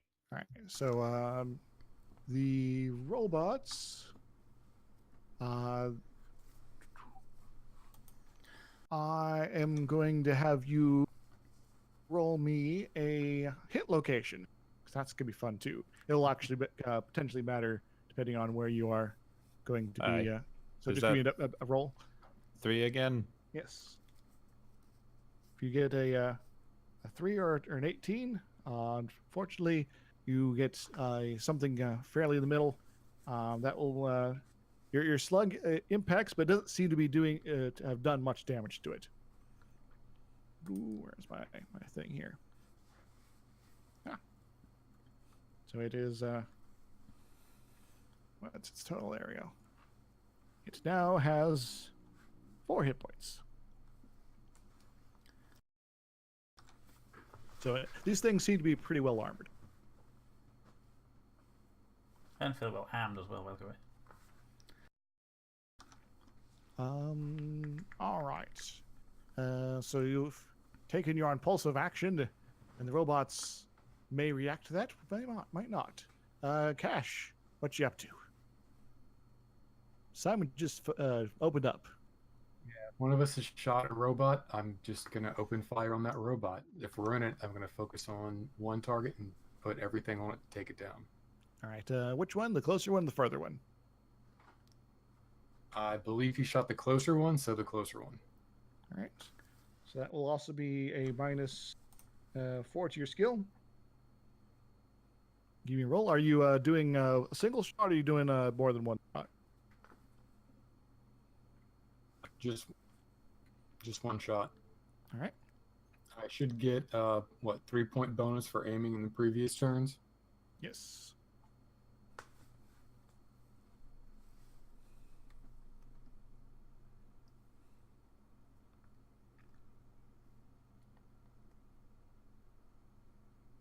So that's going to be a 7 versus, I believe, 11.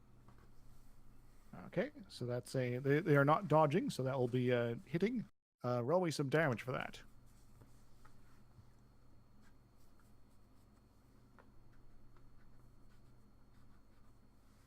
So 7 damage. Oh no, that's what you rolled before. Oh, that's pretty low roll. 3 plus 3, right? Let me double check your stuff. That's the stats for the gun. I'm trying to make sure I understand it right. 3d6 plus 3. So what does it say exactly? Type it out for me if you can. So unfortunately, I don't have your full equipment right in front of me right now. All right. So the 3 in parentheses is actually an armor divisor. I apologize. Yes. So you rolled a 3 damage. Exactly 3. God So damn, that is bad luck, man. Bad luck. So your shot impacts, but doesn't seem to do any damage. So they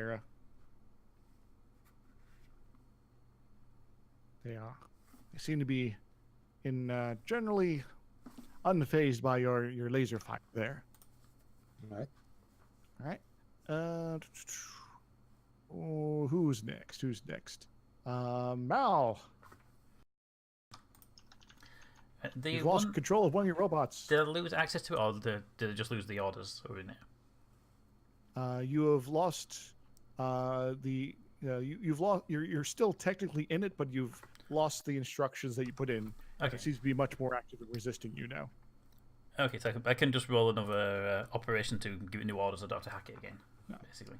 You'd have to hack it again to convince it what's up. Okay. You could also tell us to quit shooting it. Say again. You could tell us to quit shooting it. If that's what the problem is. The problem right now isn't that you're shooting it. The problem is I failed a check and I tried to make it change its orders. That's when it found me out. I think the best option right now would be to switch back to the other one I have control of, and actually no, I'll hack this one again, try and get it under control. Let's see, and we have it. It was against an 11, so that's pretty decent. So, so you're how much did you make that by? Never mind, it falls back under your influence. I made that by 5 anyway. Okay. And I'm going to give it the orders to shoot its ally again, because if we can take the one out, then I can either they can take it out, or I can shut it down next time anyway. So give me a computer ops and a pass by 6. All right. So you give it that new instruction. So it thinks now perhaps that this other one is the one who's hacking it. It's like, what are you doing, bro? All right. Eli is going to, offer the, follow the instructions. Going to go up the front of the ship and try to prep the ship for takeoff. And he'll ask Hera to help out. Eli's role is he doesn't really have any useful skills for this, honestly. You could just ask the AI to do it for him. Well, he is asking that, but he also is trying to actively help. So he's not going to be any use for this. AI, on the other hand, is going to roll a bit better. Ooh. And I think that is, in fact, that's one of the skills actually I think I gave it pretty good stats on. It's not a crit, but it is pretty dang good. So I'm going to say that the ship starts coming to life, and people outside start hearing machine noises and such. There are some noises that are obviously not good ones, like things like that. Things are coming to life, and the ship is warming up. And in fact, you start Alex, you see some lights beeping on the at you from the fuel port. It's like, warning, ship entering takeoff mode. That's cool. I'm okay with this. That's just warnings for plebs who don't know what they're doing. I know what I'm doing. I'm gonna finish fueling. In fact, it's your turn next. I figured as much. Made it just. All right, you get the last of the fuel. Good to the last drop. It's now all fueled up with everything you could find. Okay, I'm gonna detach the tube and retract it back into the hull and fucking make sure that we can take off without killing ourselves. All right, go ahead, head in and try to take over for Eli. Otherwise, yeah, I'm gonna see what's going on the panel, see what other checks need to be done. I'm gonna tell everyone. Well, the moment I think that it's ready to take off, I'm gonna order everyone inside. All right. So that will be not quite yet, but it's coming up soonish. So okay. The robots, they seem to be having some issues here. I'm going to do a roll for both of them. All right. I will say that Mal, you start getting a lot of interesting traffic between the two of them. They appear to be communicating in some fashion. Give me an intelligence roll to parse what exactly they're trying to get at. That would be a fail by a lot. Oh, that's intelligence is there. 12 is my intelligence. That's pretty much a crit fail. Yeah, it's about as pretty close.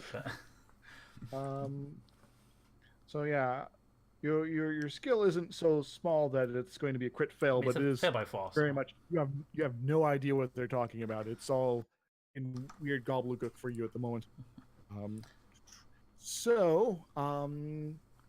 They're doing that, and they both turn towards the new perceived threat and proceed. And one gets there, the other one gets here, and before they fire, I think they found me out.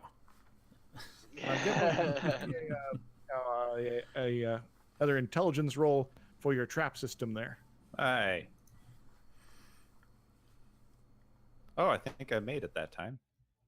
Huzzah! Your trap goes off, and they are going to get pelted by some collapsing debris that you set up in a very useful fashion as they are storming right through it. So give me, say, 2d6 roll. Actually, I need to roll their situation to see how they are That faring. doesn't look like much dodging. Not really, no. Ooh, that's not the robots. That's the AI. So, give me a roll of 4 dice for each one of them. Alright, first robot. 14. Mm-hmm. Second robot. 16. All right. So they are pelted by falling debris. This one now has 4 hit points. This one now has 3. But they also get stuck in the wreckage, and they have stopped. And I'm going to say that they are going to need at least 1 turn to extract themselves from the situation. But it worked as designed. But they also take no other actions, including trying to shoot at each other.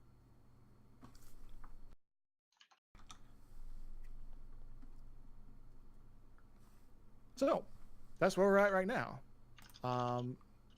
Melisandre is going to, for her turn, take a shot at one of the robots. With her laser pistol, she's going to use full salvo, and she's going to hit with 3 of them. So she's going to do potentially some damage.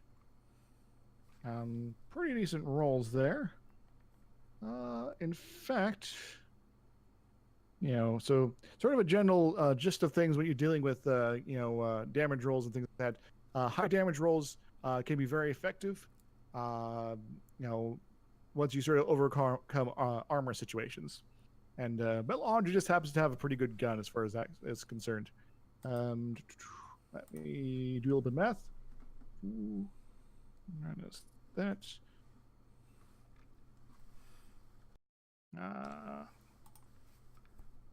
Feel free to talk amongst yourselves for a moment.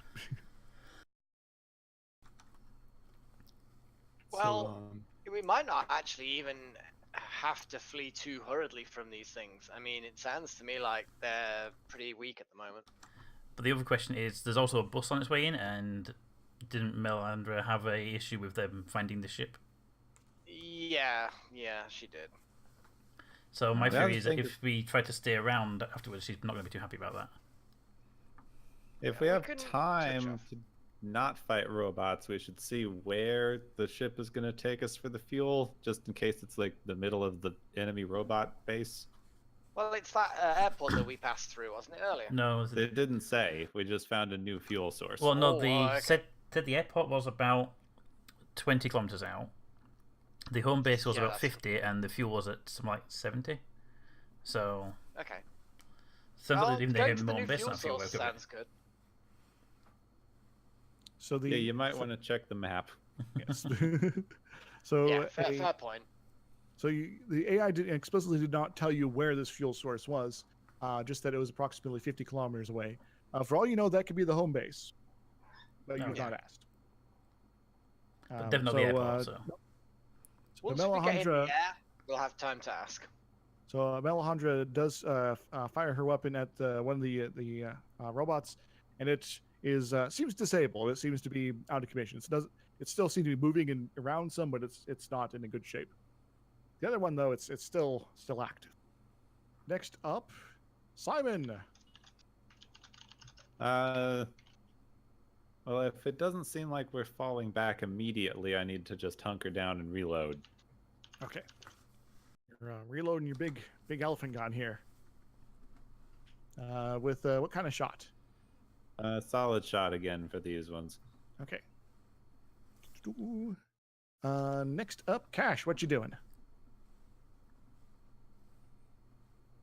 Yeah, I'm just going to continue shooting. All right. Single shots, multiple, or what? Multiple, I guess. Oh, that's just a regular 3d6. 3d6 compared to your skill. Doo-doo.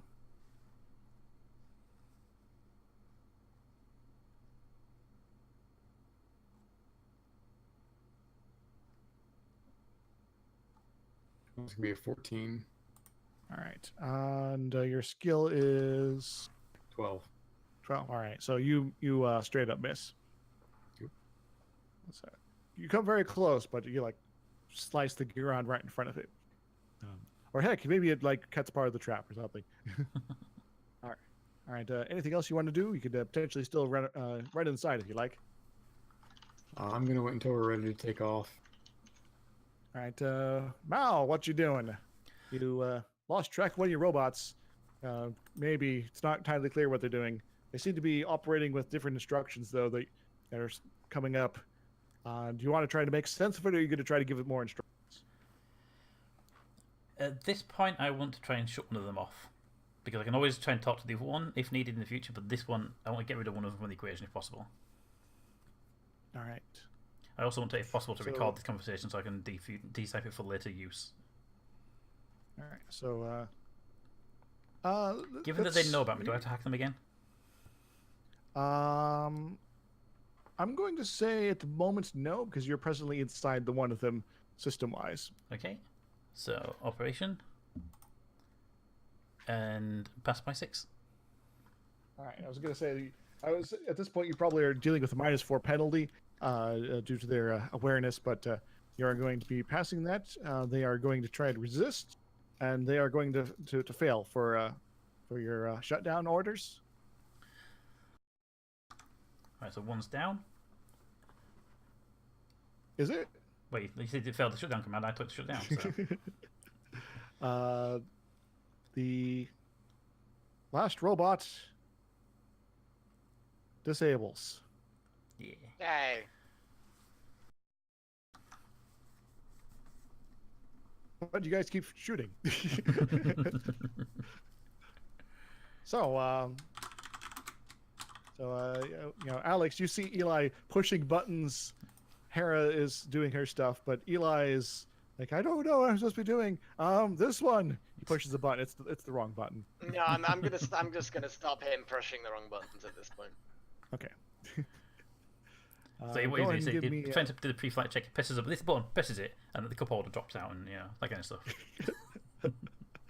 Well, if he crit failed, he would have dumped your fuel, but God damn it. Well, go. So the I will say that for the moment, at least, the robots do seem to be in out Standby. of commission. They're at least in standby mode of some sort. So you do have at least a few minutes before anything else starts coming out of the woodwork to bother you. Okay, well now I'm on the console. I'm gonna call up the waypoints that if I can, of course, the waypoints that the AI has specified as being a good source of fuel, and try and find out the comparison between it, the airport, and then the home base where we landed, where all the clones are. Just so I can sort of see roughly where everything is. All right. So the airport was relatively close to the home base. It was a slow crawl / a bit of a sprint from Alejandra to get to initially. The fuel source is not there. It is also not the home base. Okay. The fuel source is at a different location entirely. Is there any other information as to why it thinks there's fuel there? What else is there? Is it a structure or? Question. Would it be the location where we were told to go for the robots again? Give me a roll. Intelligence. Who and what? Oh. Or navigation of a planetary sort, if anyone has that. I have space navigation. But that's not quite right. Okay, I'll roll the I'll do an intelligence thing. intelligence. My intelligence was 12 anyway, so that's good. All right, so that's pretty good roll there. I In make fact, mine that's- by 8. All right, so both of you guys got got a general idea. That's probably pretty close to where all the robots are. Ooh, okay, that could be potentially useful. How far away was it again? Did you say 50k? About 50 kilometers, yes. What's our maximum range with the fuel that we've got? The maximum range right now is 90 kilometers. So you could potentially make it there and potentially very close back to home base. So, because my thought is, worst case scenario, we get there and it's full of fucking robots and shit. We have to turn around and flee, which is fine. We've got enough fuel then to set down not too far away from home base. Hopefully, we can land somewhere, refuel, investigate, complete both missions, complete Melandra's mission and complete our own personal mission to defeat these robots and stop them trying to destroy the space. What are your thoughts, guys? Sounds like a good plan. Yeah, I guess best case scenario, we take the ship back to Khan personally. Yeah, I mean, now that I'm on front of the console, I'm assuming we're gonna need like super hadrons to actually go through faster than light stuff. Correct. So you need a refueling of that in some fashion. Do I have any idea as to how space-worthy this thing is? Obviously, it can fly through an atmosphere, but There are a lot of red signal lights that suggest that it's probably not space-worthy at the moment. There seems to be a lot of leaks. So it's space worthy for anything that doesn't need to breathe. I don't suppose this ship would fit inside our ship. Do you mean the ship that you took to land on the planet, or the Cairo, which is still probably in orbit? Oh, if the Cairo is in orbit, all we have to do is get it there. pretty much, I'm guessing. Because the Cairo is a large capacity. I'm assuming it's got a bay of some sort, maybe? I don't know. In fact, that's how you guys, had that landing craft in the first place. Is there space for the landing craft and this ship? Do we think? Good question. Because I feel like abandoning the landing craft would be rude. You'd say that person in it. You don't want it anymore. it's gone bad. There's bodies Yeah. inside. Yeah. I will say that you believe you could probably fit this craft inside the Cairo. There'd be some issues with parking locations, but you can get it attached, and someone may have to spacewalk back in to the main airlocks. So. Oh no, that would be how awful. If only someone had a really good spacesuit. Yes, Cool. Belhandra does. Anyway. Does she have fucking spacer or piloting or navigation space? That's the question. I don't think she has all of those. I think she might. Have Well, some. then she doesn't count. NPCs don't steal the glory. No, she does have spacers. Yes. Okay, cool. Well, I would say, shall we just fly over to this place to get some more fuel and? We need to go there anyway. Yeah, Like I said, it if sounds like it. So like you said, if it is swarming, we can always head back to the home base with it anyway. We have the fuel to redirect. We'll have to- How much should I not trust the clones, since we probably didn't hear the thing earlier? Yeah, the conversation that was in the intro section, you guys are completely ignorant of that. But at the end of the day, I'm not waiting for them because we told them to bugger off. So it's kind of like I'm just going to ignore them and carry on. So they may be watching this whole situation, and you guys dealing with robots, but the bus vehicle didn't approach at all. Oh, well, Okay. screw them. Yeah, fuck 'em. They could have helped, but they chose not to. So yeah. Cool. I'm gonna prep for launch. Make sure that all the things are set up. Make sure everyone's strapped in because we don't know how bumpy this ride's gonna be. And yeah, I'm gonna take her up if I can with a bit of AI assistance if the AI wants to assist or something. I don't know. All right. So give me a roll, appropriate roll. Something like ship handling spaceship, something like that. Something like that. Yeah. Yeah. Okay. You roll 18. That would be unfortunate. No, I made that by 3. All right. So you double check everything. The airlocks kind of seal. Some systems try to pressurize the cabin. They fail at that. So you guys still have to keep your masks on. But the engines do come to life. Now, the $64,000 question is there going to be a failure that you were unable to observe? Well, that is a good question. And this is actually a roll versus Harris skill. Where's our engineering? I should just organize these by alphabetical. I'll make things easier. Engineering starships. So she gives you a couple warnings on, things not to do as far as the repair of this ship. So don't hit the afterburners; they'll explode. Don't go past this level of thrust, etc., etc. The whale one rolls Okay, because I'll the keep decks out. well below them.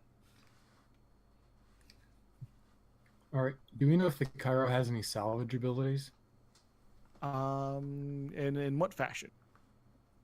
Well, I mean, taking this rickety ship up to the Cairo, contingent on us getting more fuel from a base full of killer robots, we could just set it down somewhere safe and then have the Cairo recovered on their own.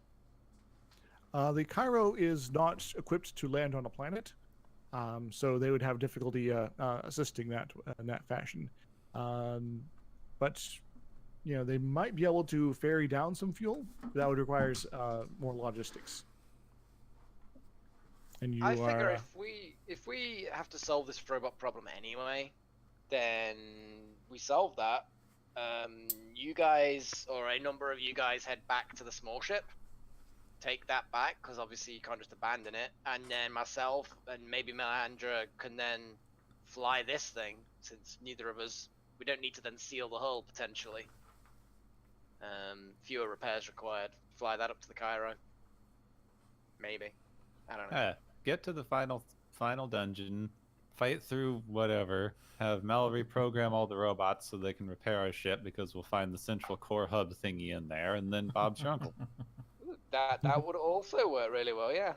I respect that optimism. All right, so the engines are coming to full power. They're ready to activate. Cool. I'm gonna take it very gently, keeping an eye on all the little warning lights. All right, the landing craft here, this little planet hopper, starts coming to life, vibrating. It's a rough ride, but you start to lift off from the ground. Your instincts are to pull up the landing gear. Then you realize, oh, they were not deployed in the first place, and And they're deploying instead. You have a rough takeoff, but you are slightly airborne at this point. Under sort of minimal thrusting of capabilities, but you are traversing the distance reasonable pace. It'll take a little bit of time to get you to your destination of choice, which is effectively anywhere else than here right now. But you guys can still perhaps quibble about that for the next few minutes as you guys transit. But that'll be about the end of today's session. Except as you're lifting off, Cash, you get a buzz on your phone. I guess I'll answer it. Do you have Alright. like a really cheesy song as your ringtone? Please tell me you do. It's not your default. Nah, sorry. I'm all out of love. I'm so lost without you. Yes. Cash, you hear on the other voice a voice of one of the Norcuses, and he says, "Hello, is this Cash? Yeah. This is in Norcus C-15. We got a priority message for you. Would you like me to send that through to your phone?" Sure. All right. I may have looked at it. I apologize. I just want to let you know. Bye. The fuck? Just make a note, C-15 mini to die soon. You get start getting a data transfer of effectively a video message, and what that video message is will be the intro for next session. All right. Dun, dun, dun. So not only will the intro be relevant to our current situation, but it will actually be something we as characters know about as well. In media res. My Conceivably, goodness. provided Van, are you going to be sharing with people then and there as you guys are taking off and watching this little video clip, or are you going to be keeping this on the DL for now and keeping that for when you have a few minutes privacy? Because it does say right in the title, for your eyes only. Yeah, I'll watch it in private and then share if it's relevant. Okay. He sits in the corner with headphones. So you guys are off the surface, and that's today's session. So, yeah, thanks for hanging out with me. And once again, this lasts a lot longer than I was planning. Yeah, Oh, it's wow. okay. That's cool. Say 2 hours 5. If you hadn't set this up 2 weeks ago, I would have thought you based this whole thing off of this week's Star Trek episode. Yep. For those not in the know, me and Gepwin are doing a podcast where we go through Star Trek episode by episode, and the next episode we're covering is one that involves a shuttlecraft crash and collecting fuel and all that. Which series are you doing? Original series. Oh, the original, bloody hell. Okay. Yeah. And all its cheese, and what the hell were they thinking? and polystyrene boulders everywhere. Yep, a lot of those this week. See, that's the only Star Trek series I didn't like, is the original. I liked it. I like the It was original only one movies. when I was a kid. Yeah, I like the original movies, but I didn't like the original series. Yeah, I'm trying to figure out how they get from where we are now with such horrible things to such good movies. That always confused me as well. Movies were so good compared to the series. I liked the series, but it was the one that I had when I was growing up. So I grew up with the Next Generation, so yeah, when I was a teenager, then the Next Generation started kicking in around that time. So that was good. Well, yeah, that sort of time. It was good. It was all good. But we're not the Galileo 7. You're some sort of registration number spaceship here. Anywho, let's do the outros. We'll start with you, Van, since you didn't get to do your introduction and all that. Yeah, sorry, I'm Van Velding. I do a podcast called The Beige and the Bold, and I apologize for being late today. No worries. Your life happens sometimes, so. Peter? I'm PeterTaylorTX. I do gameplay on YouTube and Twitter, Twitch, and Twitter is where you find most of the information for like announcements and stuff. Cool. Yeah, and that's it. I'm all the places. Gepwin? Hello, I am Gepwin. I do YouTube video thingies. You can find me on Gepwin everywhere. If you find a Gepwin, it's me because it's an unusual name. And as we were talking about before, I co-host a Star Trek sci-fi podcast with Dr. Isix, Hi. which you can find at watchersoftomorrow.com. And Melik? Hey, I'm Melik, and I hope you all enjoyed this session as much as I did, because I definitely did. He also has a YouTube channel. I do. It's pretty sweet. It's alright. He runs his own tabletop game there for folks searchers. Yeah, D&D 5th edition, every Wednesday, but yeah, it's all cool. I might be a player in that game, guys. It's weird. You may also be a player in that particular game. Yes, this is also very true. Alright. Though he's a very shifty individual, I might say, Yes. Someone who's good at lying. and someone who's good at murdering named kobolds who I liked. Murderer. Poor Meepo. Anyway, moving on. Never have a favorite character near a player character. Well, there's risk in it. In fact, I've had one of my favorite characters hanging out with you the whole time. And never tell the Alandra. players which your favorite character is. Yeah, I'm not going to tell you which one of them it is. We'll kill them all. I think it's the squishy science boy. I think the squishy science boy might be a psychopath, but hey, that's just me. It's always the quiet ones, guys. The It's always real the quiet murderer ones. was the friends we met along the way. Anyway, you guys will have some opportunities to perhaps speculate about murders and fuel and things like that on the next exciting episode or session or whatever the hell this of Stellar Renaissance, the game of the GURPS. Totals. Bye. Bye. Now I'll give it the usual few moments to connect.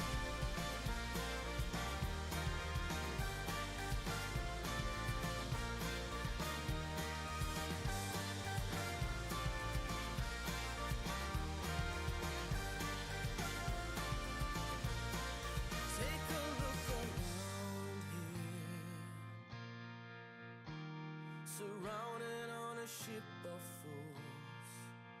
Sail away, cross the water, set the pace, then discover every ocean, every sea, forever and a day for you and me.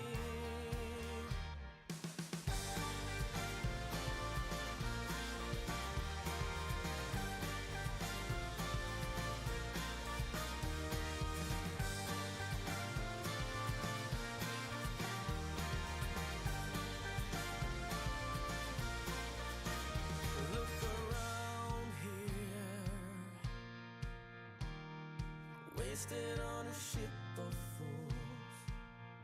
Take my hand, just remember you don't have to surrender to the ocean and the sea. There's forever